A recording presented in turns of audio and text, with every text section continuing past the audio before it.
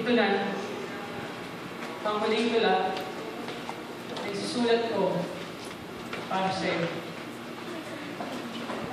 Pangako yan. At totoo, hindi ko alam kung magiging gaano kahaba o kung kasya ba sa isang pyesa, ilang pahina, ilang minuto, itatagal at ihaba nito, kaya posibleng hindi ko agad makabisado, pero pangako yan. Ito na, ang huling tula ay susulat ko para sa'yo.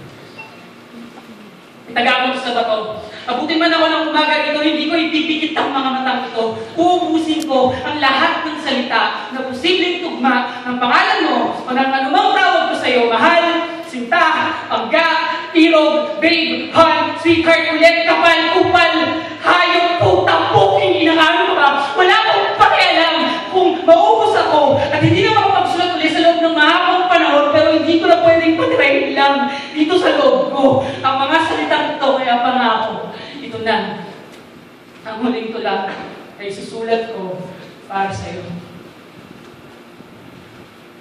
Magsisimula ako sa umpisa. So kung paano inityan mo ako, tinanong kung saan ako nakatira. Hindi mo nga pinansin ng mga agiw sa dingding. Hindi ka nga natinag sa ipis na biglang dumating sa iyong pagbisita, pero hindi mo rin man lang tinignan ang mga libro na nasa tabi ng kama ko, natutulog din. At tangi ko noong kapiling, magsisimula ako sa umpisa. Sa kung paano niyakap mo ako nung sabihin ko sa iyong mahal kita. Sa kung paano hinalikan mo ako sa noo, sabay sabi ng mahalaga ka. At ako naman itong sita ka, tuwag-tuwa, dahil hindi pa noong nalilinawan na ayaw ko na maging mahalaga. Ayaw ko na maging mahalaga. Hindi ako tigong salamin na matagal mo nang pag-aari na tinitignan mo lang para ipaalala sa sarili mo na maganda ka. Ayaw ko na maging mahalaga. Hindi ako telepono mong tutukutin lang sa bulsa.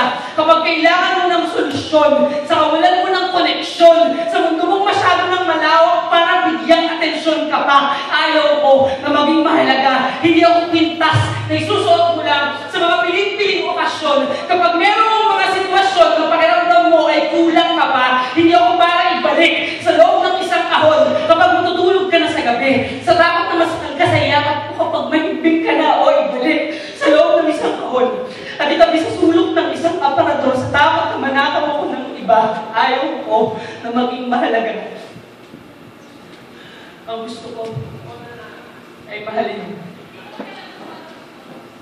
Ang kailangan ko ay mahalin. Kailangan ko na mahalin mo ako gaya ng kape mo sa umaga. Tanggap ang tagis at pait. Kailangan para sa init pero hindi sinasaltabi dahil lang ng lamig na. Kailangan ko na mahalin mo ako gaya ng sarili mong opisina. Kabisado kung para saan kabisado kung saan nakatago ang alin. Kabisado ang mga tinatawag kong patalim, silbi, dumi, lihim, patalim, silbi, dumi, lihim. Kailangan ko na mahalin mo ako gaya ng unan mo sa gabi. Niyayakap sa ginaw, sinasandalan kahit na mainit, binubulungan ng mga pinakatatago mong panaginip. Ayaw ko na maging mahalaga. Ang gusto ko ay mahalin.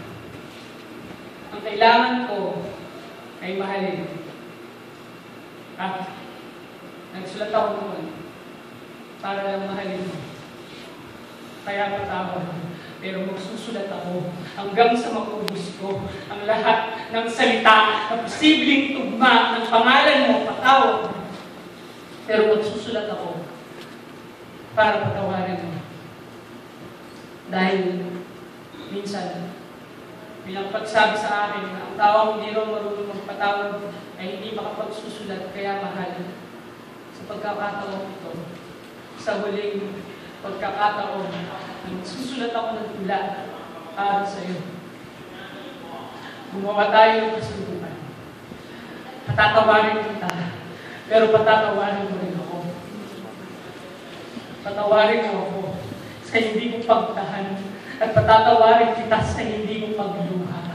Patawarin mo ako sa hindi ko pananahimik at patatawarin kita sa hindi mo pagsasalita.